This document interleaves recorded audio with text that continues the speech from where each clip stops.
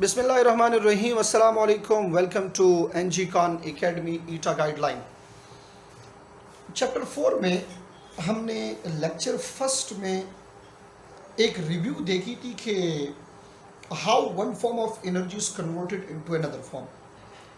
अब यहाँ हमने क्या करना है, सबसे पहले एक एक टॉपिक तो हम डिटेल से पढ़ेंगे और देखते हैं how light energy is converted into chemical energy and then how chemical energy is converted into mechanical energy. So look at the very first process of chapter number 4 bioenergetics, और ये है हमारे पास प्रोसेस ऑफ फोटोसिंथेसिस। गौर से देखिए ज़रा, और ईटा के लिए आपको बड़ी बड़ी डिफिनीशंस को रटने की कोई ज़रूरत नहीं है। हम इसमें कुछ इंपॉर्टेंट पॉइंट्स निकालेंगे, कुछ इसके ट्रिक्स देखेंगे जिसके थ्रू आप एमसीक्यू सॉल्व कर सकें, ताकि आगे जाके आपको प्रैक्टिस टेस्ट में हेल्प मिले, और उस प्रैक्टिस टेस्ट में जब आप उसको अटेम्प्ट करें तो आपको ये कॉन्फिडेंट हो कि ईटा में जाके आप इसको आसानी से अटेम्प्ट कर सकते हैं। मैं यहाँ एक ओवरऑल रिएक्शन लिख रहा हूँ, और इस रिएक्शन से हमें डेफिनीशन प्लस इसके साथ साथ कुछ और चीज़ें क्लियर होने वाली है। ज़रा गौर से मेरी तरफ देखें। 6 molecule of carbon dioxide enter into the reaction along with 12 molecules of water. These two are the reactant of photosynthesis. 6 molecule of carbon dioxide along with 12 molecules of water.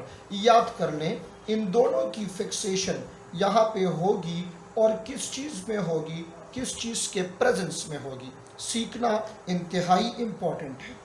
Carbon dioxide और water, इसकी fixation यानी photosynthesis के लिए यहाँ ज़रूरी है presence of sunlight as well as photosynthetic pigments. याद रखें, दो तरह के पिगमेंट्स यूज़ होंगे। आगे जाके हम इन पिगमेंट्स को डिटेल से पढ़ेंगे, इस पे भी प्रीवियस पेपर में क्वेश्चंस आ चुके हैं।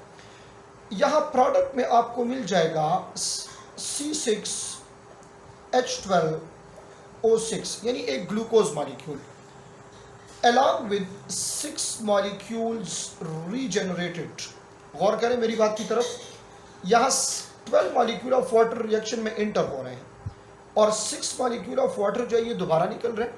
इट मीन्स कि ये 6 molecule रीजनरेट हो रहे हैं। And the very most important one, oxygen is the by product of photosynthesis. 6 molecule of oxygen जो है वो यहाँ पे होंगे। लिख ले एक पॉइंट अपने पास, अगर आपसे पूछा जाए कि ये ऑक्सीजन कौन से रिएक्शन से आया है, लाइट रिएक्शन से या डार्क रिएक्शन से, तो आंखें बंद करके आप लिख सकते हैं कि this is the by product from light reaction. And specific अगर पूछा जाए कि कौन सा रिएक्शन, तो लिख ले अपने पास non cyclic electron transport chain. यहाँ तक बात क्लियर हो गई है। अच्छा जी, अब हमने इन 4 चीज़ों को पहले डिस्कस करना है। Role of carbon dioxide, role of water, role of sunlight, role of pigments. उसके बाद प्रोसेसेस की तरफ आएंगे। तो देखते जाएं, वन बाय वन इसको डिस्कस करते हैं। The very first one is carbon dioxide. What is the role of carbon dioxide in the process of photosynthesis. Carbon dioxide जो है ये फोटोसिंथेसिस में क्या करता है। Point number 1, carbon dioxide is one of the reactant. Carbon dioxide हमारे पास क्या है, रिएक्टेंट है। एक तो फोटोसिंथेटिक रिएक्टेंट है। दूसरी बात यह है कि इसका जो कार्बन एंड ऑक्सीजन है ये कहाँ जाएंगे, they will be fixed into glucose molecule. इसके ये जो कार्बन और ऑक्सीजन है कार्बन डाइऑक्साइड का, ये ग्लूकोज में फिक्स हो जाते हैं, यानी इसकी फिक्सेशन होगी ग्लूकोज में। चलें, एक पॉइंट आपसे पूछने लगा हूं, मुझे ये बताएं कि जब ये कार्बन डाइऑक्साइड की फिक्सेशन की बात की मैंने, कि कार्बन डाइऑक्साइड जब फिक्स होता है ग्लूकोज में, तो आपने मुझे ये बताना है कि ये कौन से रिएक्शन में फिक्स होगा। क्या ये लाइट रिएक्शन में फिक्स होगा या ये डार्क रिएक्शन में फिक्स होगा। इस क्वेश्चन का आंसर आपको आना चाहिए जरूर। Look at point number 2, what is the role of water in photosynthesis. अब फोटोसिंथेसिस में वाटर का रोल हमारे पास क्या है। सो फिर से एक और चीज आ रही है जो कार्बन डाइऑक्साइड में भी है, that this is one of the reactant. ये क्या है, रिएक्टेंट है। दूसरी बात, अब इसमें ऑक्सीजन जो मौजूद है, इसका ऑक्सीजन जो है, मैं लिख रहा हूं एक सेंटेंस बहुत इंपॉर्टेंट है, oxygen the by product, oxygen the by product of photosynthesis comes from water molecule. देखें, अब एक चीज इंपॉर्टेंट आपको समझाने लगा हूं, ऑक्सीजन इसमें भी है, ऑक्सीजन इसमें भी है, यानी कार्बन डाइऑक्साइड में भी ऑक्सीजन है, वाटर में भी ऑक्सीजन है। क्वेश्चन ये है कि बाय प्रोडक्ट ऑफ फोटोसिंथेसिस जो है, ये ऑक्सीजन कहाँ से आया है, कार्बन डाइऑक्साइड वाला ऑक्सीजन है या ये वाटर वाला ऑक्सीजन है। तो आप याद कर लें कि ये वाटर वाला ऑक्सीजन है। और ये वाटर वाला ऑक्सीजन जो है, ये हमें कैसे पता चला कि वाटर वाला है, इसके लिए आपने याद करना होगा कि 1930 में वेन नेल जो है, इसने एक एक्सपेरिमेंट किया था, वेन नेल ने एक एक्सपेरिमेंट किया था for confirmation of by product oxygen that it's come from water molecule और it comes from carbon dioxide. ये वेन नेल ने एक्सपेरिमेंट किया था इसके लिए। ये पॉइंट्स आपने एमसीक्यूज के लिए याद करने होंगे। आगे जाके दो चीजों को और डिस्कस करना है, one is role of sunlight and the other is role of photosynthetic pigments. अच्छा जी, सनलाइट में कुछ पॉइंट्स डिस्कस करते हैं और देखना यह है कि सनलाइट का रोल फोटोसिंथेसिस में क्या है। जो चीज़ें हमने यहाँ पे डिस्कस करनी है इस वक्त वो बहुत ज़्यादा ज़रूरी है। मैं लिख रहा हूँ role of sunlight in the process of photosynthesis. अच्छा, एक तो आपको याद होना चाहिए कि सनलाइट का जो नेचर है ये ड्यूल नेचर है, पार्टिकल भी है और वेव फॉर्म में भी है। तो अगर ये पूछा जाए कि सनलाइट कौन से फॉर्म में यहाँ पे यूज़ हो रहा है, तो असल में इसका वेव नेचर जो है ये यूज़ हो रहा है। The very first important point जिसमें अक्सर स्टूडेंट्स कंफ्यूज होते हैं कि सनलाइट कौन सी लाइट यूज़ होती है, तो यहाँ पे यूज़ होती है विजिबल लाइट। और विजिबल लाइट की जो वेवलेंथ है वो है 390 nanometer to 760 nanometer. This is very important. Book में कई जगहों पे 380 टू 780 भी लिखा है, आप याद कर लें। एमसीक्यूज में आ गया तो आपने इसको प्रेफर करना है, 390 टू 760 नैनोमीटर। और एक पॉइंट आपको और बताता चलूँ कि वेव लेंथ, अगर आपको याद है मैंने इससे पहले टॉपिक में भी इसको डिस्कस किया था, wavelength is inversely proportion to energy. ठीक है ये बात, wavelength is inversely proportion to energy. देखिए, जिस लाइट की वेवलेंथ सबसे ज्यादा होगी उसकी एनर्जी सबसे कम होगी, और जिसकी वेवलेंथ कम होगी उसकी एनर्जी क्या होगी, ज्यादा होगी। इस विजिबल लाइट में हमारे पास कितनी चीजें आ जाती हैं, इसमें 7 कलर्स आ जाते हैं। और इन 7 कलर्स के लिए आप फार्मूला याद कर लें, वेब गियार, ये वेवलेंथ के लिहाज से भी है, वेब गियार का फार्मूला आप याद कर लें तो 7 डिफरेंट कलर्स और उसके सीक्वेंस से उसके वेवलेंथ जो है वो आपको याद हो जाएंगे। ठीक है, ये तो आसान है, ऑलरेडी आपको पता है, आप लोगों ने पढ़ा भी है। What is the role of light in photosynthesis, अब जो हम पढ़ रहे हैं वो इंपॉर्टेंट है।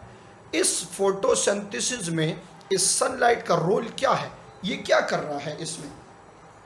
अब इसके रोल्स जब आप पढ़ेंगे तो ये एमसीक्यूज के लिए आपने याद भी करने हैं। Point number 1, sunlight is responsible for excitation of electrons from outermost shell यानी मैग्नीशियम ऑफ क्लोरोफिल। मैंने कल कहा था पूरा प्रोसेस इसी से चल रहा है। मैग्नीशियम के आउटर मोस्ट शेल में 2 इलेक्ट्रॉन्स हैं। इसको बाहर निकालने के लिए किस चीज की जरूरत है? विजिबल लाइट की जरूरत होती है। बात क्लियर हो रही है? एक और फंक्शन है इसका, और वो फंक्शन ये है कि sunlight is also responsible for the process of photolysis. Now what is photolysis? कल इस पे थोड़ी सी डिस्कशन शायद हुई थी। आगे टॉपिक में ये आ रहा है, आगे इसको और भी हम एक्सप्लेन करेंगे। और फोटोलाइसिस इज वेरी इंपॉर्टेंट। जो वाटर की ब्रेकडाउन है, फोटोलाइसिस असल में क्या है, यहाँ पे मैं थोड़ा सा लिख लेता हूँ ताकि आपका कंसेप्ट क्लियर हो, बाकी फिर वहाँ पे आ रहा है। This is actually the process of breakdown of water with the help of light. तो ये लाइट का एक और फंक्शन हुआ ना, और इसी प्रोसेस से हमारे पास क्या आ जाता है, इसी प्रोसेस से बाय प्रोडक्ट ऑक्सीजन ये हमें मिल जाता है। ठीक है बात? तो रोल ऑफ सनलाइट में एक ये है कि ये इलेक्ट्रॉन्स को एक्साइट करेगा, एक मैग्नीशियम के आउटर मोस्ट शेल से निकालेगा ताकि इससे इलेक्ट्रॉन ट्रांसपोर्ट चेन का प्रोसेस शुरू हो जाए, और ये वाटर की ब्रेकडाउन करेगा। जब वाटर की ब्रेकडाउन हो जाए तो इस चीज से हमारे पास ऑक्सीजन जो है वो एज अ बाय प्रोडक्ट निकल आएगा। ठीक है? Now let me discuss the last important requirement of photosynthesis, ताकि बाद में हम प्रोसेस शुरू करें, और प्रोसेस पढ़ने के लिए ये रिक्वायरमेंट्स बहुत ज़्यादा ज़रूरी है। Introduction to photosynthesis and requirements, they are very very important for learning the process of photosynthesis. आइए जनाब देखते हैं हम पिगमेंट्स। अच्छा, कौन कौन से पिगमेंट्स हमारे पास फोटोसिंथेसिस में मौजूद हैं? नंबर 1, 2 पिगमेंट्स यहाँ आपने पढ़ने हैं जो बहुत ज़रूरी है। एक पिगमेंट हमारे पास जो है वो है क्लोरोफिल। इसको मैं ग्रीन से लिख लेता हूँ ताकि आपको ये पता चल जाए कि this is responsible to repel green colour. तो क्लोरोफिल जो है ये ग्रीन को रिपेल कर रहा है। ठीक है? और दूसरा एक है हमारे पास जिसको कहा जाता है केराटिनाइड, जो कि एक्सेसरी पिगमेंट है, केराटिनाइड्स। ठीक है? ये 2 पिगमेंट्स यहाँ ज़रूरी है। अब इसमें से आपने असल काम करना है, एमसीक्यूज के पॉइंट्स निकालने हैं। असल चीज़ एमसीक्यूज के पॉइंट्स है, वो आपने निकालने हैं। ज़रा गौर से मेरी तरफ देखें, मैं पहले क्लोरोफिल की तरफ आता हूँ। This section is very important for MCQs, specially जब आप चैप्टर के बाद एनजीकॉन के प्रैक्टिस टेस्ट उठाएंगे तो उसमें इस के ऊपर बहुत सारे एमसीक्यूज होंगे, और उन्हीं एमसीक्यूज से आपको फिर हेल्प मिलेगी कि आप ईटा में इसके मुख्तलिफ क्वेश्चन सॉल्व करें। देखिए, हम टॉपिक तो पढ़ लेते हैं, रीड भी कर लेते हैं, उसको उसके कॉन्सेप्ट्स भी समझ लेते हैं, बट जब हम टेस्ट को अटेम्प्ट करने बैठते हैं फिर हमें बहुत ज़्यादा प्रॉब्लम्स होती हैं। तो उसको फिक्स करने के लिए इस प्रॉब्लम की सोल्यूशन ये है कि आप ज़्यादा से ज़्यादा प्रैक्टिस टेस्ट जो है उसको अटेम्प्ट किया करें। अच्छा, क्लोरोफिल में हमने क्या पढ़ना होगा, मैं पहले आपको बता दूं ताकि आपके जहन में हो। एक आपने क्लोरोफिल का स्ट्रक्चर देखना है, इसका हेड और टेल वगैरह, इसकी कंपोजिशन देखनी है, फिर डिफरेंट टाइप्स के क्लोरोफिल देखने हैं, तो आपके एमसीक्यूज इससे क्लियर हो जाएंगे। ज़रा आप मेरी तरफ गौर से देखें। नंबर 1, पहले मैं लिख रहा हूं कि क्लोरोफिल का स्ट्रक्चर क्या है। देखिए, क्लोरोफिल में हमारे पास एक होता है हेड रीजन और एक होता है टेल। क्लोरोफिल में एक है हेड रीजन और एक है टेल। मैं एक पॉइंट यहाँ क्लियर करा देता हूँ एमसीक्यूज के लिए ताकि आपको आसानी हो। हेड जो है ये हमारे पास है हाइड्रोफिलिक। हेड क्या है? हाइड्रोफिलिक है। टेल क्या है? ये टेल हमारे पास है हाइड्रोफोबिक। टेल क्या है? ये हाइड्रोफोबिक है। ज़रा आप इसको क्लियर कर लें। टेल जो है इसमें लॉन्ग हाइड्रोकार्बन होता है। लिख ले अपने पास ये कि हेड के अंदर मौजूद है मैग्नीशियम, और लिख ले अपने पास कि हेड के अंदर मौजूद है 4 पायरोल रिंग्स। हेड में मेन चीज़ क्या है, सेंटर पे मैग्नीशियम है और उसके इर्द गिर्द 4 पायरोल रिंग्स है हमारे पास। तो 4 पायरोल रिंग्स जो है इसको कलेक्टिवली कहते हैं पोरफायरिन। शाबाश, ये लिख लें, 4 pyrrole rings are collectively called porphyrin. अब मेरी तरफ गौर से देखें, क्लोरोफिल के फार्मूले की तरफ अगर आप आ जाएं, मैं बेसिक 2 क्लोरोफिल्स का जिक्र कर रहा हूं। क्लोरोफिल ए, इसमें हमारे पास है C55। क्लोरोफिल बी, इसमें भी C55 है। ठीक है, 2 क्लोरोफिल का जिक्र कर रहे हैं, मैं दोनों को कंपेयर कर रहा हूं और इससे आपको फंक्शनल ग्रुप निकाल के बताऊंगा ताकि आपके 2 MCQs क्लियर हो सके कि कौन से क्लोरोफिल का फंक्शनल ग्रुप कौन सा है और कौन से क्लोरोफिल का जो केमिकल फार्मूला है वो हमारे पास क्या है। इसलिए आप बहुत गौर से मेरी तरफ देखें, मैंने पहले लिख लिया है क्लोरोफिल ए कंटेन 55 कार्बन्स, और मैंने दूसरे के साथ भी लिखा है chlorophyll B, this also contain 55 carbons. अब सेकंड बारी आती है हाइड्रोजन की।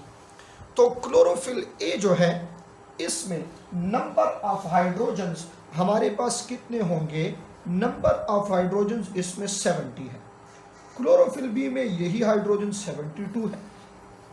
तो कार्बन तो दोनों में सेम है, बट जो हाइड्रोजन है वो क्या है, वो डिफरेंट है। ऑक्सीजन क्लोरोफिल ए में हमारे पास है 5 और क्लोरोफिल बी में ये हमारे पास है 6। ठीक है, क्लोरोफिल ए में हमारे पास, अच्छा ये जो है ये 72 है, क्लोरोफिल ए वाला 72 है, क्लोरोफिल बी वाला 70 है। ठीक है, इसको ठीक कर लो, शाबाश। और ऑक्सीजन क्लोरोफिल ए में 5 और क्लोरोफिल बी में कितने हैं, 6 ऑक्सीजन है हमारे पास। अब नाइट्रोजन की बारी आती है, तो नाइट्रोजन दोनों में 4 है क्योंकि 4 पायरोल रिंग्स होंगे और दोनों में एक क्या मौजूद है, मैग्नीशियम मौजूद है। यहां तक आपको याद हो गया है। C55H72O5N4Mg, this is chlorophyll A. C55H70O6N4Mg, याद कर ले जरा इस पॉइंट को, क्लोरोफिल ए जहां पे हाइड्रोजन ज्यादा है वहां ऑक्सीजन एक कम है, जहां हाइड्रोजन ज्यादा है वहां ऑक्सीजन एक कम है। तो इसका फार्मूला जो फंक्शनल ग्रुप है वो क्या होगा, ये लिखना, ये याद करना ज़रूरी है। क्लोरोफिल ए का फार्मूला है जो फंक्शनल ग्रुप है CH3 यानी मीथाइल, और क्लोरोफिल बी का जो है ये है CHO। क्या लिखा मैंने, CHO। सिंपली ये आपके पास कार्बोनाइल है, ये O यहाँ पे हमारे पास क्या है, देखें CHO, देखें इसमें कोई ऑक्सीजन नहीं है तो यहाँ ऑक्सीजन 5 है, इसमें एक ऑक्सीजन है तो यहाँ ऑक्सीजन कितने हैं, 6 हैं। इन दोनों को कंपेयर करें तो इसमें 1 हाइड्रोजन और इसमें 3, तो इसमें 2 हाइड्रोजन ज्यादा हुए ना, इसलिए क्लोरोफिल ए में हाइड्रोजन क्या है, वो 72 है। Point to be noted for MCQs, chlorophyll A contain methyl functional group and chlorophyll B contain carbonyl functional group. Chlorophyll B contain carbonyl functional group. अब एक पॉइंट है जो आपने बुक से क्लियर करना है, देखिए this region is very very important for MCQ। ये MCQ रिच रीजन है, ठीक है, इस पिगमेंट्स को आपने याद करना ज़रूर है। अब ज़रा गौर से देखें और यहाँ पे हम एक चीज़ को क्लियर करें, क्लोरोफिल ए ये कहाँ होगा, क्लोरोफिल बी ये कहाँ होगा, chlorophyll C, D, E minor types ये कहाँ होंगे, और एक है बैक्टीरियो क्लोरोफिल, ये कहाँ होगा, हम इसको याद करेंगे। अब क्लोरोफिल ए जो है ये प्रेजेंट है all green plants, chlorophyll A all green plants में है। क्लोरोफिल बी जो है ये होता है हाइयर प्लांट्स में और साथ में ये मौजूद है कुछ एल्गी में। क्लोरोफिल CDE ये एल्गी में होता है, शाबाश जल्दी जल्दी इसको क्लियर करें। बैक्टीरियो क्लोरोफिल होता है बैक्टीरिया में। अब एक प्रॉब्लम है जिसमें यहाँ पे स्टूडेंट्स फंसे हुए हैं, वो प्रॉब्लम क्या है, प्रॉब्लम ये है कि आपके बुक में, अभी इसी वक्त बुक उठा के देखें, on page number 78, page number 78 के ऊपर टॉप से देखिए सेकंड लाइन में लिखा होगा chlorophyll A is present in all green plant except bacteria. Chlorophyll A is present in all green plant except bacteria, इस तरह लिखा है। फिर चले जाए पेज नंबर 140 पे चैप्टर नंबर 6 में सेकंड पैराग्राफ में दरमियान में एक टॉपिक है comparison between bacteria and cyanobacteria. उसके सेकंड पैराग्राफ के थर्ड लाइन पे लिखा होगा बैक्टीरिया पोजेस क्लोरोफिल ए। दो बातें आपके सामने आ गई है। चैप्टर 4 में लिखा है कि chlorophyll A is present in all green plant except bacteria. Chlorophyll B में चैप्टर 6 में लिखा है कि क्लोरोफिल ए बैक्टीरिया में मौजूद है। हम किसकी बात माने? लिख ले अपने पास, दोनों का फंक्शनल ग्रुप मीथाइल है, दोनों का फंक्शनल ग्रुप मीथाइल है। और इसको ऐसे नोट कर लें कि ये क्लोरोफिल ए अगर है बैक्टीरिया में तो इसी क्लोरोफिल ए को बैक्टीरियो क्लोरोफिल कहेंगे। आई समझ? क्लोरोफिल ए अगर बैक्टीरिया में है तो इसी क्लोरोफिल को क्या कहेंगे? बैक्टीरियो क्लोरोफिल हमने कहना है। क्लियर हो गई ये बात? Now look at the last important thing of this lecture. फिर आगे के लेक्चर्स में हम प्रोसेसेस पढ़ेंगे और वो है हमारे पास केराटिनाइड। ठीक है, अच्छा जी, केराटिनाइड में यहाँ वैसे तो चैप्टर 2 में इसकी डिटेल हम क्लियर कर चुके हैं, बट यहाँ आपको सिर्फ इतना बताऊं, और बल्कि आप अपने पास लिख लें कि केराटिनाइड जो है this is responsible to control the intensity, control the intensity of light. अगर एक लाइट की इंटेंसिटी ज़्यादा है तो केराटिनाइड उसको कंट्रोल करके क्लोरोफिल को दे देगा। इसी की वजह से केराटिनाइड को क्या कहा जाता है? एक्सेसरी पिगमेंट कहा जाता है। ठीक है, यानी ये सनलाइट पहले डायरेक्ट क्लोरोफिल पे नहीं आएगी, सनलाइट आएगी केराटिनाइड के ऊपर, केराटिनाइड इसकी इंटेंसिटी को कंट्रोल करेगा और यही केराटिनाइड जो है ये फिर इसी लाइट को उठा के दे देगा किस चीज़ को? क्लोरोफिल को, और क्लोरोफिल के मैग्नीशियम से इलेक्ट्रॉन्स जो हैं ये निकल आएंगे। एक और इम्पॉर्टेंट फंक्शन इस केराटिनाइड का आप लिख लें, this is responsible to protect the magnesium or, protect the chlorophyll from oxidation. अच्छा, कौन सी ऑक्सीडेशन? कौन से ऑक्सीजन की बात हो रही है? मैं आपको बहुत आसान सी चीज बता रहा हूं, चलें आप इस ऑक्सीडेशन को यहां पे छोड़ दें ताकि आपको कंफ्यूजन ना हो, और आप इसमें ये लिख लें कि फोटोलाइसिस से जब भी इलेक्ट्रॉन्स निकलेंगे, फोटोलाइसिस जब भी होगा और वाटर से इलेक्ट्रॉन निकलेंगे, ठीक है, तो इस वाटर से जब भी इलेक्ट्रॉन निकलेंगे और साथ में बाय प्रोडक्ट निकलता है ऑक्सीजन, तो वो ऑक्सीजन इस मैग्नीशियम के साथ कंबाइन ना हो जाए या इस क्लोरोफिल के साथ कंबाइन ना हो जाए, इसलिए हम लिखते हैं कि carotenoid is responsible for two important function. एक ये प्रोटेक्ट कर एक्सेसरी पिगमेंट है ताकि जो हमारे पास इंटेंसिटी हाई इंटेंस लाइट है वो डायरेक्ट क्लोरोफिल के ऊपर ना आए ताकि उसको डैमेज ना कर पाए। ठीक है, ये इसका फंक्शन है। और केराटिनाइड का जो एक और फंक्शन है वो ये है कि जो वाटर से ऑक्सीजन निकलता है वो ऑक्सीजन इस मैग्नीशियम की तरफ दोबारा ना आ जाए। बात क्लियर हो गई है? तो इट प्रोटेक्ट फ्रॉम ऑक्सीडेशन, ये इस मैग्नीशियम को ऑक्सीडेशन से प्रोटेक्ट करता है। क्लियर हो गई ये बात? In the next lecture, we will talk about photosystems, and then we will talk about the process of non-cyclic and cyclic electron transport chain. कोशिश करें कि हर एक चैप्टर के एंड में, हर एक टॉपिक के बाद आप कुछ ना कुछ जो इसी टॉपिक के या इसी चैप्टर के MCQs होते हैं NGCON प्रैक्टिस टेस्ट में, तो वो आप अटेम्प्ट किया करें। और फिर उसके बाद जो है कंप्लीट देखिए, ईटा जो है ये कंप्लीट एक प्रैक्टिस से होगा, एक प्लानिंग से होगी। तो हर एक टॉपिक को कवर किया करें, हर एक टॉपिक के पॉइंट्स लिखा करें, और उसके बाद प्रैक्टिस टेस्ट जो है उनको ज़रूर अटेम्प्ट किया करें। Thank you.